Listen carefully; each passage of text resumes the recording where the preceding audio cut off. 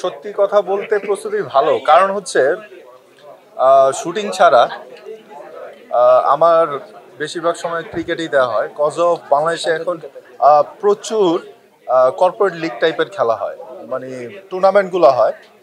তো সেখানে দেখা যায় যে সামহাও আমি কল পাই, অনেক ক্লাব থেকেও খেলি। তো আমার প্র্যাকটিস হয়ে যাচ্ছে, যার কারণে হচ্ছে আমি যদি বলি আমার তৈয়ারি অনেক ভালো। দেখা যায় আমার মনে হয় যে আমার কলিগ যারা আছে, আমার ফ্রেন্ডসরা যারা আছে, তারা কম বেশি ক্রিকেট খেলে।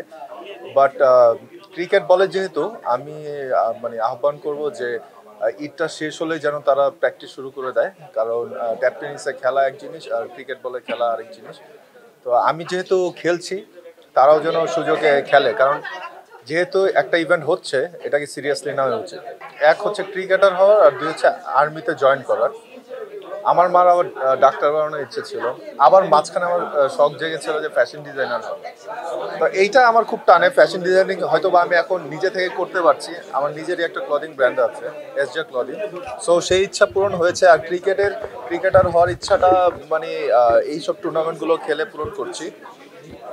ইচ্ছা আছে যদি বাংলাদেশে কখনো এরকম হয় না যে বিপিএল টাইপের খেলা, দেখা গেল যে সেলিব্রিটির ভেতর থেকেও যদি কোনো ক্রিকেটার নেয়, যেমন ফার্স্ট ডিভিশন সেকেন্ড ডিভিশন থেকে যেরকম নেয়, এভাবে পিক করে যদি খেলায়, আমি ডেফিনেটলি খেলবো।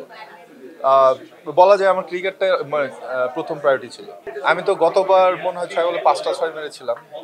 লাস্ট বলটা মিস হয়ে যায় এক্সাইটমেন্টের কারণে। অবশ্য লাস্টেরটা মারার পরে জিতে যাই, তো ওই সুযোগটাও ছিল না।